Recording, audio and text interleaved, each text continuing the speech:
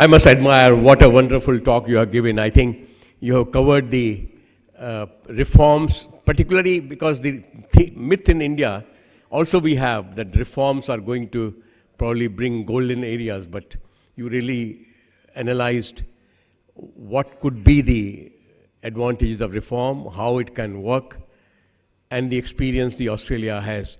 I think we are extremely grateful to you for your presence here and giving us this thought. May I now invite Shri Dubey, Chairperson CA, a don of power sector.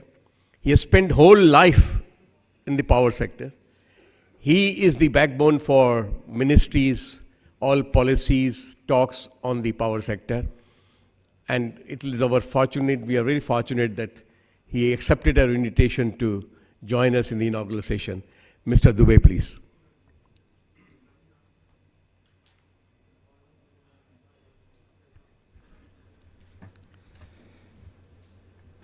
Good morning to all of you.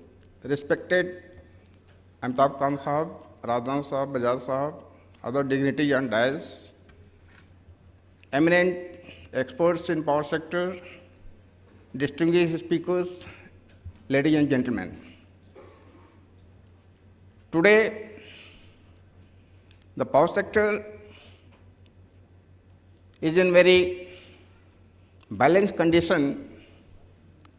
From the point of view, what I say, that this is for the first time that power sector has come to a stage of energy surplus from the long drawn unidirectional more demand and less supply. Today almost the supply demand gap has narrowed down to only just 0.7%. In the last few years, the power sector had developed tremendously in all its facets, whether it's generation, its transmission, distribution.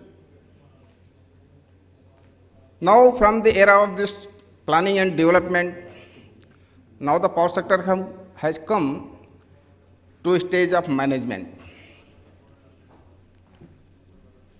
When demand is less, supply is more,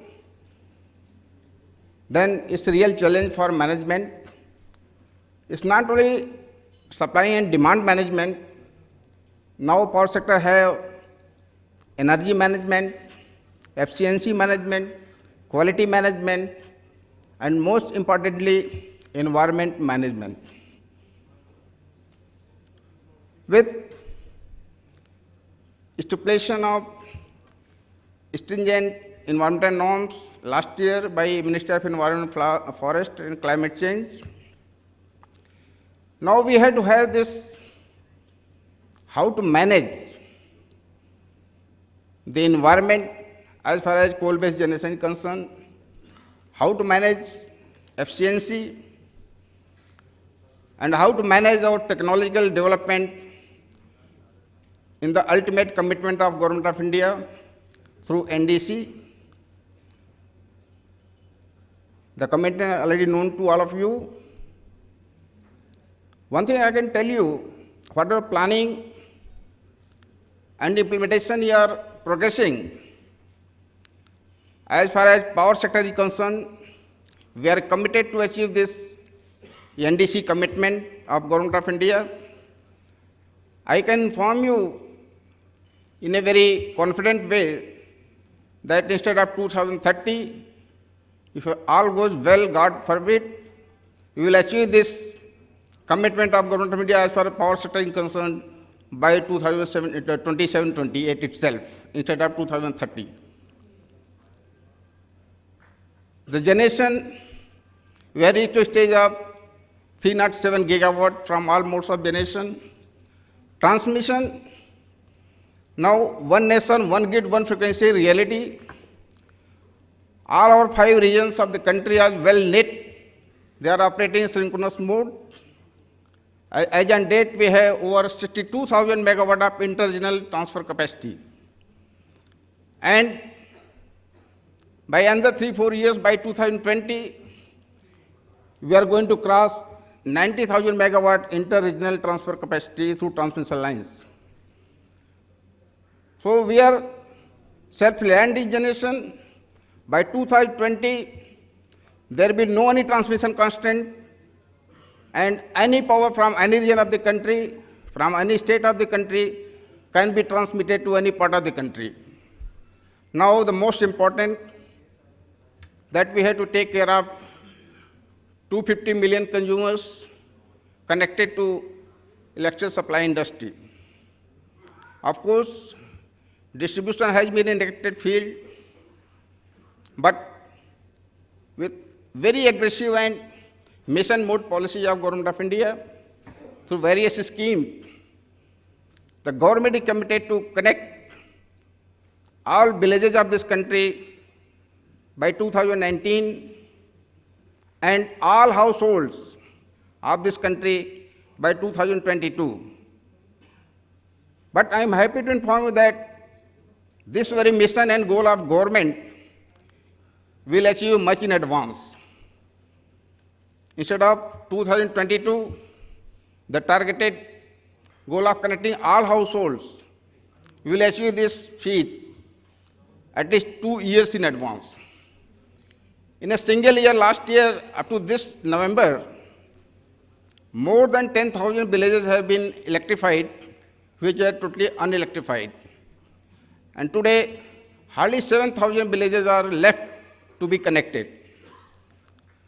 So, generation we are compatible, transmission we are compatible. Now all focus should be on how to have this demand management, because demand had to be grown commensurate with our GDP growth. Today, the generation growth is already 6+%. Demand somehow we are having around 5%. But I am confident that with commitment of the government for power for all by 2019, we will have tremendous jump in demand, and a number of other factors also government is looking after, how to increase the demand compatible with the increasing generation. Now one very important aspect, one speaker spoke, tariff rationalization. Already government is taking all steps for rationalization of tariff, and there is a high-level committee in Ministry of Power, represented by all stakeholders, how to rationalize the tariff. Some other factors where we have to have, that is the water management, that is equally important. Once we have so much massive induction of RES in the grid, there will be a lot of fluctuations. Then another aspect, we have to have this management of the grid. This is of course very challenging task for us, because our system, you have mainly coal-based generations to the tune of more than 60%. Energy contribution from coal-based is more than 80%. Then we have to induct as many as hydro and pumped storage for the balancing of the grid. That is also going to be very, very challenging task for the entire grid discipline. But with our experience of last 4 or 5 years, where since July 2012 there have been no any major grid disturbance, what occurred in July 2012, so I am confident that with the policy plans and other programs of government, will take over this challenge in a very meticulous way. And I am confident that what the requirement for our GDP growth, power sector will be always leading, because it is a lifeline of our Indian economy. So whatever GDP growth is targeted will not be lagging behind, and power sector will be key contributor for the sustainable economic development of this country. Thank you very much.